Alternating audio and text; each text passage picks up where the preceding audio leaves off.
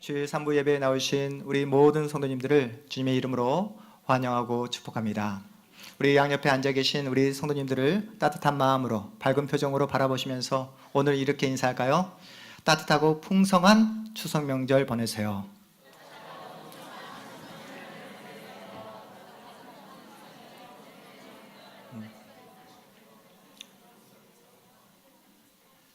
네, 감사합니다.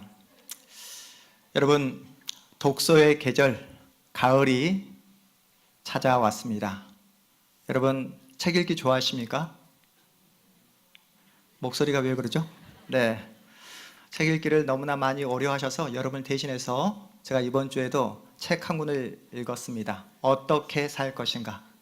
어떻게 살 것인가? 지은이가 누구냐면 과거에 보건복지부 장관을 지냈던, 그리고 정치를 하셨던 유시민이라는 작가가 쓴 책입니다. 어떻게 살 것인가? 여러분, 우리가 한 번밖에 살지 못하는 인생이잖아요. 나의 한 번밖에 살지 못하는 나의 인생을 어떻게 살아갈 때 의미 있게 보람되게 살아갈 수 있을까? 나는 누구인가? 나에게 어떠한 것이 주어질 때 나는 정말로 보람된 인생, 또한 가치 있는 인생, 그리고 좋은 죽음을 맞이할 수 있을까? 나의 삶 속에서 무엇이 나에게 가장 기쁨과 만족이 되는가? 라는 이러한 질문은 우리가 살아가면서 계속해서 나에게 던지는, 스스로에게 던지는 그런 질문일 것입니다.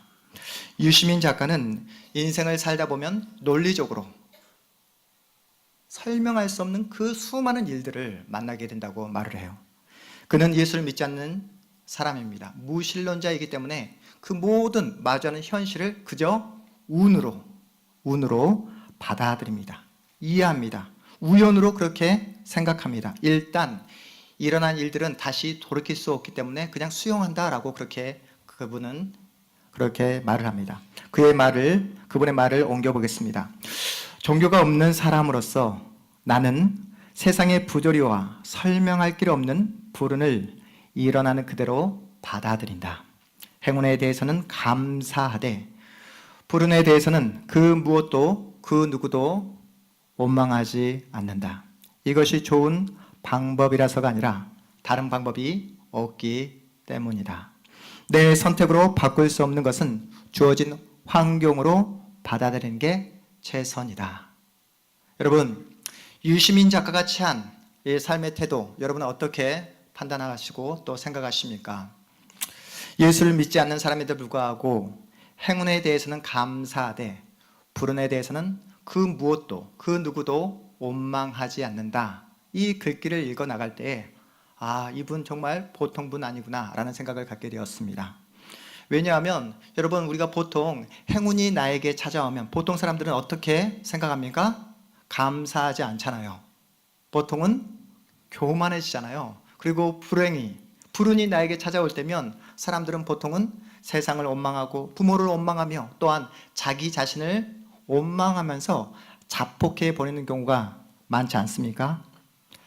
그러나 유시민 작가가 쓴 그 책을 읽어가면서 저는 예수를 믿지 않는 사람들이 갖는 정말로 한계, 아무리 많은 지성과 지식을 갖춘다 할지라도 그들이 가지고 있는 그 인간으로서의 자연인으로서의 그 한계를 제가 보게 되었습니다. 모든 사건을 다 숙명이라 그렇게 이해합니다. 눈에 보이는 이 세상이, 내가 살아가는 이 세상이 전부라고 그는 이해합니다. 그리고 영원한 것을 거부합니다. 주어진 환경을 그저 운으로 치부해버리고 받아들이는 그분의 그 생각, 그 글을 보면서 예수를 믿지 않는 한 사람이 이렇게밖에 될 수밖에 없겠구나, 이런 한계를 가질 수밖에 없겠구나, 결국은 공허함으로 끝날 수밖에 없겠구나 라는 생각을 해보게 되었습니다. 사랑하는 성도 여러분, 여러분은 이 가을을 어떻게 보내고 계십니까? 그리고 앞으로 남은 여러분의 인생, 미래를 어떻게 살아갈 생각이십니까? 요한복음 3장과 4장에는 하늘과 땅만큼 차이가 나는 인생을 성경이 우리에게 소개하고 있어요. 요한복음 3장에는 니고데모라는 사람을 소개하고 있고, 요한복음 4장에는 오늘 우리가 함께 읽었던 사마리아 여인을 성경이 소개하고 있습니다. 여러분, 니고데모가 어떤 사람입니까? 유대인 중에 유대인입니다. 하지만 오늘 우리가 함께 읽었던 본문에 등장하는 그 사마리아 여인, 수가 동네에 살고 있습니다. 여러분, 니고데모는 어떤 사람입니까? 지금으로 말하면 국회의원과 같은 권력자이지만 오늘 본문에 우리가 만나는 이 여인은 세상에서 아무런 지위도 권력도 갖고 있지 않습니다. 니고데모는 유식한 학자이지만 오늘 우리가 만나는 이 여인은 일자 무식자입니다. 니고데모는 경건한 사람이었지만 오늘 우리가 만나는 이 여인은 다섯 번이나 그 남편을 만났고 지금 현재 6번째 남편과 살고 있는, 세상 앞에 아무것도 내세울 게 없는, 천대받고 조롱받는 그러한 여인입니다. 니고데모는 성경에 떡하니 니고데모라고 이름이 밝혀져 있지만 이 여인은 아무리 성경을 읽어봐도 찾아봐도 이름을 찾을 수가 없습니다. 니고데모는 말 그대로 남성이고 이 사마리아 여인은 말 그대로 여성이죠. 유시민 작가의 논리대로 말을 한다면 니고데모는 출생의 제비뽑기에서 잘 뽑아서 행운아가 된 것이고 이 사마리아 여인은 그 뽑기에서 꽝을 뽑았기 때문에 불행한 또 불운한 여인이 되고 만 것입니다. 그런데 성경이 우리에게 뭐라고 말합니까? 행운아처럼 보이는 니고데모도 또한 너무나 불행하게 불운아처럼 보이는 이 사마리아 여인도 누가 필요하다고 말씀하고 있습니까? 예수 그리스도가 필요하다고 말씀하고 있어요. 지금 이 자리에 앉아있는 여러분 모두에게도 그 예수 그리스도가 필요한 줄 믿으시기 바랍니다. 여러분, 강렬한 태양이 내리쬐는 중동의 종호 12시를 한번 상상해 보십시오. 날씨가 너무 뜨거워서 어떤 사람도 거리를 나오질 않습니다.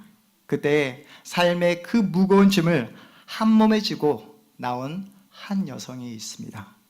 수심이 가득한 눈빛으로 육체의 목마름을 해결하기에 물동이를 이고 나온 한 여성을 성경이 우리에게 소개하고 있습니다. 그 사마리아 여인은 사람을 피합니다.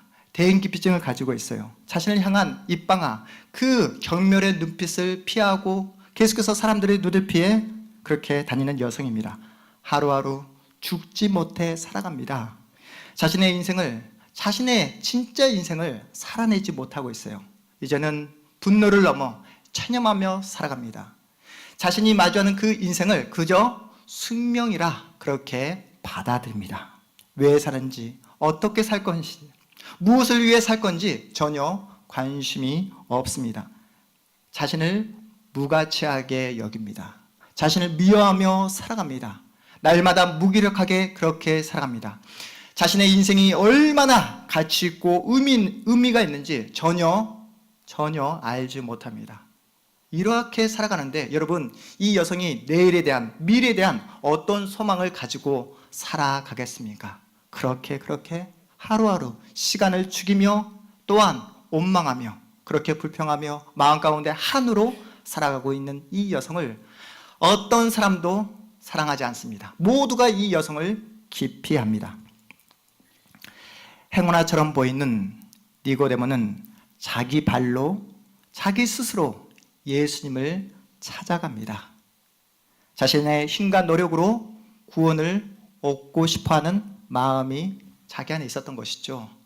그런 니고데모에게 예수님께서 어떻게 말씀하십니까? 거듭나지 아니하면 결코 하나님 나라에 갈 수 없다 라고 니고데모의 길을 완전히 한 번에 꺾어 놓으십니다. 무슨 말입니까? 네가 아무리 노력하고 애를 쓰고 또한 힘을 들여도 너의 힘으로, 너의 실력으로 결코 구원을 받을 수 없다라고 예수님께서 그에게 말씀하십니다. 그런데 여기서 놀라운 반전이 일어납니다. 가난하고 버림받고 불운아처럼 여겨졌던 여인에게는 예수님께서 직접 찾아가 만나주십니다. 여러분, 사마리아 여인이 구원을 받을 만한 자격이 됩니까? 어떠한 조건도 갖추지 못했습니다. 구원의 필요성도 전혀 모릅니다. 예수님을 만나고 싶은 마음도 없습니다. 예수님에 대한 그 어떤 관심도, 예수님에 대한 그 소문도 알지 못한 그녀에게 예수께서 직접 찾아가 만나 주십니다. 그 여인에게 아무런 것도 요구하지 않으세요. 그 여인 모습 그대로 받아주십니다. 그 여인의 눈높이에 맞춰서 예수님께서 만나주세요. 그 여인이 할 수 있는 것 한 가지, 물 한 잔 달라고 요청할 뿐입니다. 물 한 잔을 저에게 주시겠습니까? 물 한 잔을 저에게 주시겠습니까?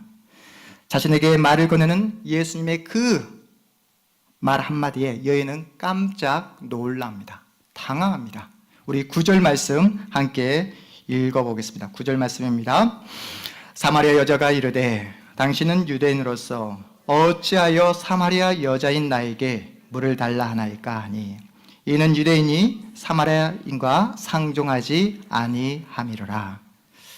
여러분, 이 여인은 지금까지 한 번도 자신을 사람으로 대접해 주는 사람이 없었어요.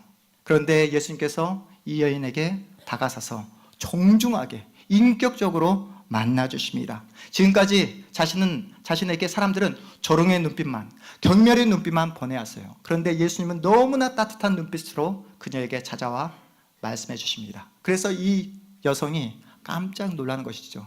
깜짝 놀라는 이 여성의 모습을 바라보시면서 예수님께서 이렇게 말씀하십니다. 우리 10절 말씀 함께 읽어보겠습니다.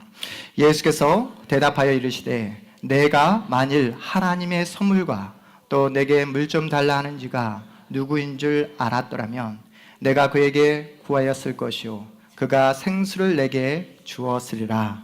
아멘. 예수님은 그 여인에게 선물을 가지고 만나 주십니다.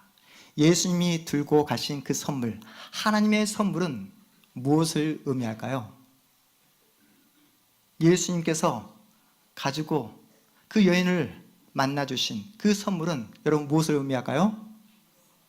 구원을 말합니다. 영원히 목마르지 않는 생수를 주겠다 말씀하십니다. 누가 봐도 너무나 불행한 여인, 불운하게 태어난 그 여인을 예수님께서 인격적으로 만나주세요. 이 세상에 단 한 분밖에, 한 명밖에 없는 사람처럼 그렇게 지극히 너무나 소중한 사람처럼 그렇게 만나주십니다. 예수님은 그 여인에게 친구가 되어주시고 위로자가 되어주십니다. 예수님은 그 여인에게 물 한 잔 달라 이렇게 말을 하며 대화를 시작하지만 이미 예수님은 그 여인이 가지고 있는 모든 과거와 상처와 눈물을 다 알고 계십니다. 지금 이 자리에 여러분이 아주 점잖게 앉아 계시지만 우리 예수님은 여러분의 마음, 여러분의 내면의 상태를 다 깨트리고 계세요. 믿으십니까? 아무런 걱정 없이 염려 없이 앉아 계시지만 여러분의 걱정, 말 못할 그 모든 고민들을 예수님은 다 알고 계십니다.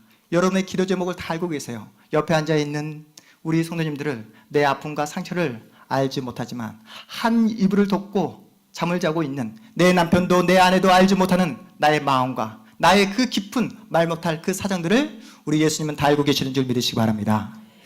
인생의 목마름과 상처로 얼룩진 그녀에게 예수님께서 이렇게 말씀하십니다. 우리 14절 말씀 함께 읽어보겠습니다. 내가 주는 물을 마시는 자는 영원히 목마르지 아니하리니 내가 주는 물은 그 속에서 영생하도록 솟아나는 샘물이 되리라. 아멘.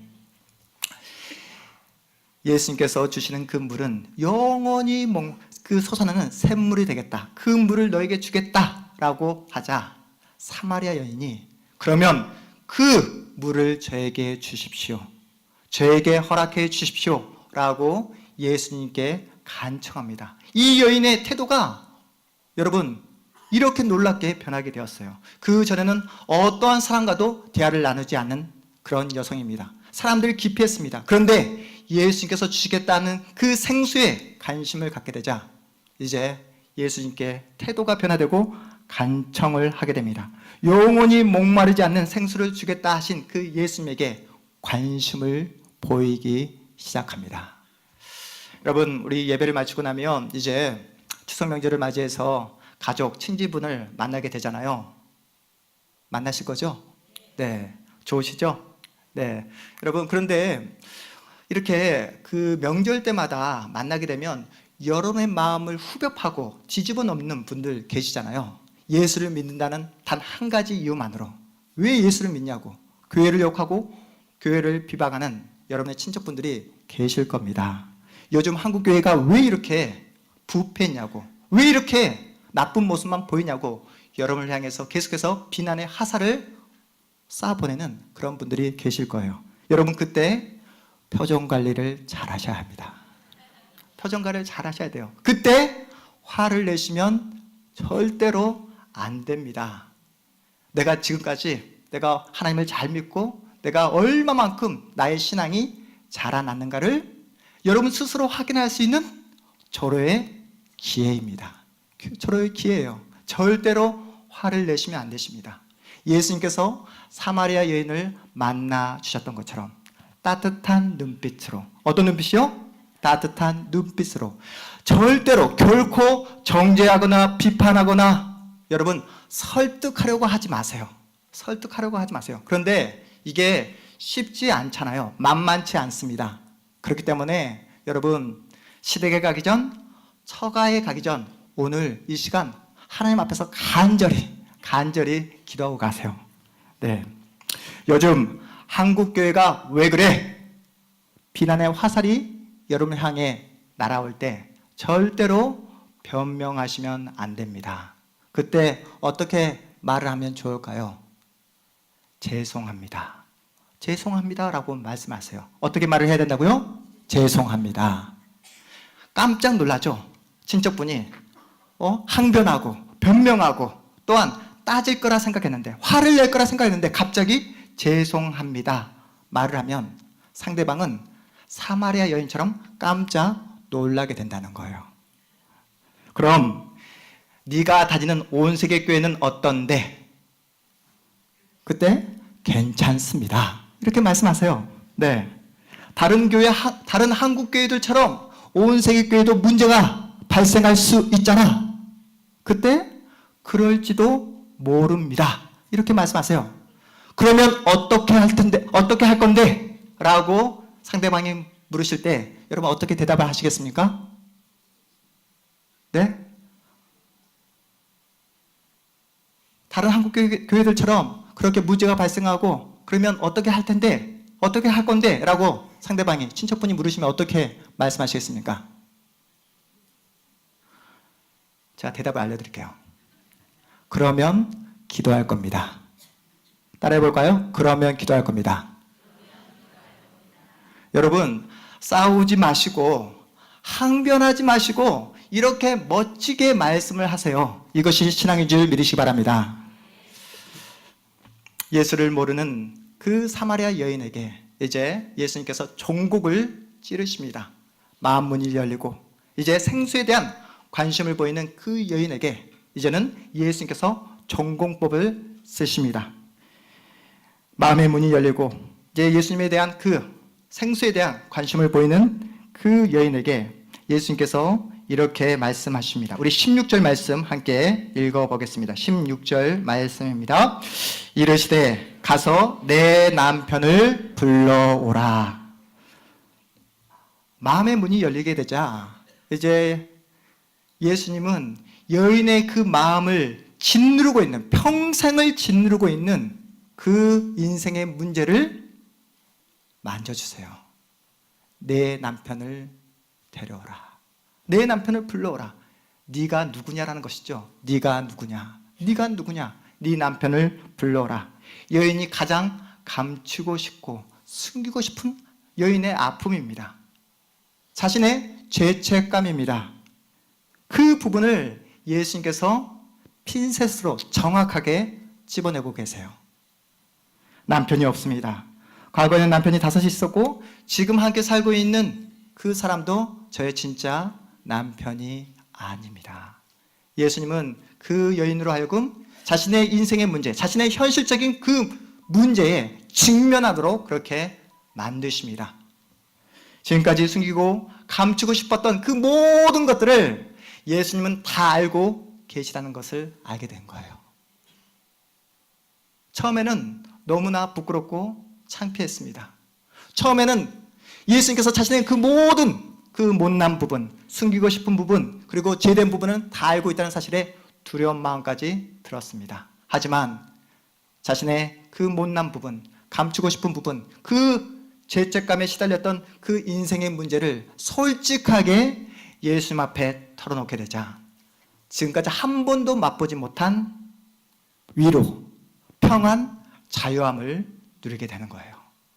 여러분, 우리 예수님은 여러분의 그 모든 것을, 감추고 싶은 그 모든 것까지 다 알고 계시는 줄 믿으시기 바랍니다. 여러분이 지금까지 가지고 있었던, 감추고 싶고 숨기고 싶고 그 누구에게도 말하지 못했던, 말하고 싶지 않았던 여러분의 죄된 문제, 오늘 이 시간 예수님에게 고백하시기 바랍니다. 예수님은 여러분의 고백을 듣기를 원하세요. 왜 그럴까요? 여러분에게 평안을 주기 위해서요. 여러분에게 참된 위로를 주기 위해서입니다. 오늘 이 시간 예수님 앞에 참된 회개를 드림으로 예수님께서 주시는 참된 위로와 평강과 자유함을 누리시는 여러분 모두가 되시기를 주님의 이름으로 축복합니다. 내일에 대한 소망이 전혀 없었던 사마리아 여성이 예수님과의 대화를 통해 어떻게 반응하는지 여러분 보이십니까? 우리 19절 말씀 우리 함께 읽어보겠습니다. 19절입니다. 여자가 이르되 주여 내가 보니 선지자로서이다. 아멘. 예수님을 만나고 자신의 죄의 문제가 해결되자 영적인 눈이 띄어지게 되는 거예요. 그렇게 감추고 싶었던 자신의 모든 과거가 취함을 입고 또한 자신의 과거가 정리함을 받게 되자 이제 예수님에 대한 믿음의 눈이 점점 열려지게 된 겁니다. 세상은 우리의 인생을 행우나 불행하 이렇게 구분해 버리잖아요. 세상은 우리의 인생을 금수저, 흙수저 이렇게 구분해 버리고 그것을 숙명이라 그렇게 받아들이라고 우리에게 강요합니다. 그런데 여러분, 성경을 통해서 여러분이 확인하는 내용이 무엇입니까? 오늘 말씀 니고데모와 정말로 이름 모를 한 여인, 사마리아 여인을 통해서 여러분이 발견하고 확인한 내용은 무엇입니까? 하나님은 못하실 일이 없다는 겁니다. 믿으십니까? 하나님은 못하실 일이 없다는 겁니다. 여기에 기독교의 위대함이 있는 겁니다. 내가 가진 그 어떤 조건, 아무리 못난 조건, 부정적인 조건이라 할지라도 그 모든 조건을 가지고도 반전과 기적을 일으켜내시는 분이 우리가 믿고 있는 하나님인 줄 믿으시기 바랍니다. 오늘 말씀을 통해 주의 성령께서 여러분에게 질문하고 계세요. 너는 누구냐? 너는 누구냐? 여러분은 예수님 앞에서 어떤 존재이십니까? 그리고 여러분에게 예수님은 어떤 분이십니까? 예수님이 정말 여러분의 인생의 주인이 맞으십니까? 여러분의 인생을 흔들고 여러분의 인생 전체를 바꾸어 주신 정말로 여러분의 인생의 주님 맞으십니까? 아니면 오늘 성경에서 등장하는 2000년 전에 사마리아 여인을 만나주신 그저 성경에만 기록된 예수님으로 그렇게 알고 계십니까? 여러분이 날마다 예수님을 사랑하고 그 예수님에게 놀라운 믿음의 고백을 하기 위해서는 날마다 예수님을 만나셔야 합니다. 날마다 그 예수님을 먹고 마셔야 해요. 세상이 주는 물은 먹으면 먹을수록 어떻게 됩니까? 갈증이 나고 또다시 목말라집니다. 세상의 물은 먹고 나면 바닥이 나지만 우리 예수님께서 주시는 그 생수는 영원히 솟아나는 샘물인 줄 믿으시기 바랍니다. 여러분, 그 샘물을 날마다 마시면요 어떻게 변하게 되는지 아십니까? 여러분의 대화, 여러분의 관심사가 바뀌게 되는 거예요. 이번 추석 명절을 만나서 여러분 그 예수를 믿지 않는 여러분의 친척분들과 한번 대화를 나눠보십시오. 확연하게 여러분이 얼마만큼 달라지게 되었는지 알게 될 것입니다. 여러분이 누구와 만나는지, 누구와 친하게 지내는지가 너무나 중요하다는 사실을 알게 되는 거예요. 우리도 예수를 만나기 전, 예수를 몰랐을 때 우리가 어떻게 살았습니까? 항상 살고 있는 걱정과 근심이 무엇을 먹을까, 마실까, 무엇을 입을까 이렇게 염려하면서 항상 관심사, 대화의 주제가 무엇이었죠? 부동산 이야기, 주식 이야기, 건강 이야기, 자녀 이야기에만 집착했던 내가 날마다 예수를 만나고 그 예수를 먹고 마심으로 내가 얼마만큼 예수를 사랑하고 있는지, 그 예수께서 나에게 주신 그 은혜와 사랑이 얼마나 크고 놀라운지를 여러분 깨닫게 되셨잖아요. 믿으십니까? 여러분이 그 예수를 만남으로 그럼에도 불구하고 여전히 나는 부족하고 한없이 연약하고 못난 존재이지만 나를 잊지 않으시고 오늘도 나에게 찾아와 주시고 나를 만나 주시고 나를 사람으로 대접해 주시고 자녀로 대접해 주시고 그리고 말할 수 없는 그 사랑을, 그 은혜를 베풀어 주신 그 예수님께 감사하다. 너무나 예수님이 너무나 예수님을 사랑한다 라는 그 고백을 날마다 하고 계시잖아요. 그렇죠? 여러분, 그래서 예수님과 끊임없이 대화를 나누셔야 합니다. 끊임없이 예배에 나오셔서 말씀을 들으셔야 해요. 기도해야 합니다. 찬송을 해야 합니다.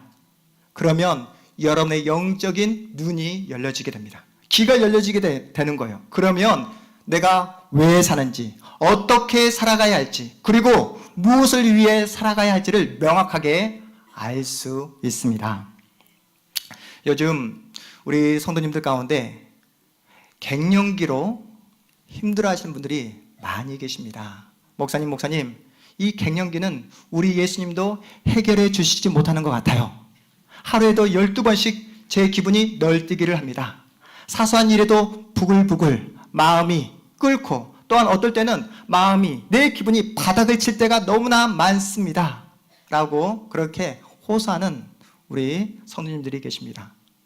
그런데 이 기분에, 그 감정의 조절이 저는 우리 여성 성도님들만 힘들다라고 생각을 했는데, 우리 남성 성도님들도 하루에도 12번씩 바뀌는 내 마음 때문에 주체할 수 없어서 너무나 힘들다라고 호소하는 남성 성도님도 계셨습니다. 여러분, 갱년기뿐입니까? 우울증, 우울증 이게 쉬운 문제가 아니잖아요. 내가 아무리 편하게 살고 부유하게 산다 할지라도 이 우울증이 어느 날 갑자기 나에게 찾아올 때가 있지 않습니까? 제가 책에서 보았던 내용인데요. 아프리카의 어느 부족은 몸이 아프거나 또한 우울증에 걸리거나 의기소침해지면 너 어디 아프니? 너 어디 아프니? 라고 묻지 않고 다음에 이 4가지 질문을 한다고 합니다. 첫 번째 질문이 무엇이냐면 마지막으로 노래한 게 언제인가? 두 번째, 마지막으로 춤을 춘 게 언제인가? 세 번째, 마지막으로 너 자신의 이야기를 한 게 언제인가?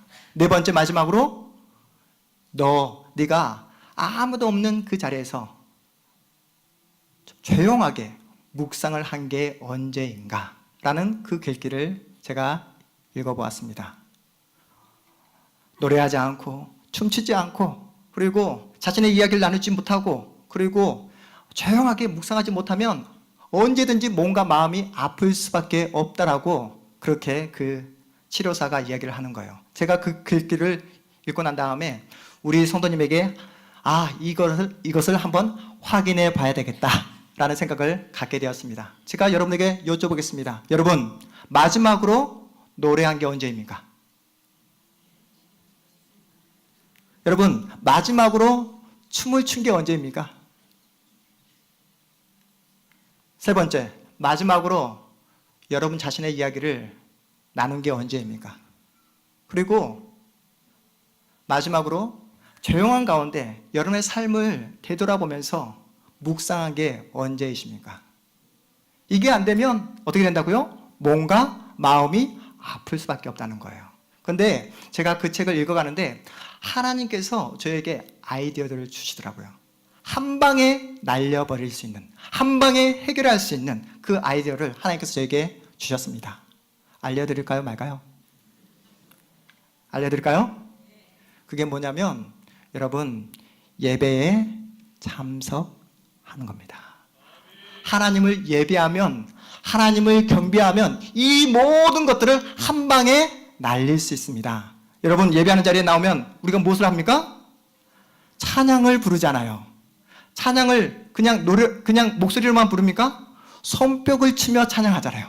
그렇죠. 율동을 하면서 찬양하잖아요. 그리고 여러분, 기도하면서 예수님 앞에 여러분의 이야기를, 여러분 자신의 이야기를 하실 수 있잖아요. 그리고 예수님 앞에서 조용하게 여러분의 삶을 돌이켜볼 수 있잖아요.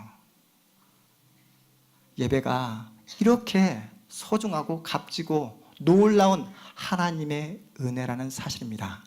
예배를 회복하는 여러분 모두가 되시기를 주님의 이름으로 축복합니다. 이 예배를 통해서 놀라운 감동을 받으시기를 주님의 이름으로 축복합니다. 그런데 신자에게 있어서 가장 큰 병이 무엇인지 아십니까? 이 예배의 소중함을 너무나 쉽게 잊어버린다는 거예요. 이 예배가 얼마나 값지고 얼마나 소중한 하나님의 선물인가를 너무나 쉽게 잊어버린다는 거예요. 날마다 예수를 먹고 마셔야 한다는 사실을 너무나 쉽게 잊어버립니다. 날마다 하나님의 은혜 앞에 나와 하나님께 은혜를 구하고 긍휼을 구해야 된다는 사실을 너무나 쉽게 잊어버린다는 거예요. 그래서 여러분, 예수를 날마다 먹고 마시지 못하면 어떻게 됩니까? 어떻게 될까요? 자기가 꽤 괜찮은 사람이라 착각하게 됩니다. 자기를 높은 사람이라, 훌륭한 사람이라 이렇게 오해합니다. 자신을 드러내고 자신을 자랑합니다. 그 자신을 드러내고 자신을 자랑하기 위해 어디를 찾아갑니까? 세상으로 나갑니다. 세상에서 주는 그 물을 아무리 마시고 먹어도 자신 안에 있는 그 영혼의 갈증, 목마름을 해결할 수가 없습니다. 옆에 있는 사람을 사랑할 수가 없는 거예요. 그래서 옆에 있는 사람에게 무엇을 주죠? 상처를 주는 겁니다. 결국 무자비하게, 결국은 무기력하게 살아갈 수밖에 없다는 거예요. 사실 우리는 자격이 없는 사람들입니다. 이 자리에 앉아있는 우리 모두는 사실은 다 사마리아 여인입니다. 그 자리에서 우리는 부름을 받았습니다. 예수님의 은혜로, 예수 그리스도의 그 핏값으로 하나님의 자녀가 되어 이 복된 은혜의 자리까지 붙잡혀 온 줄 믿으시기 바랍니다.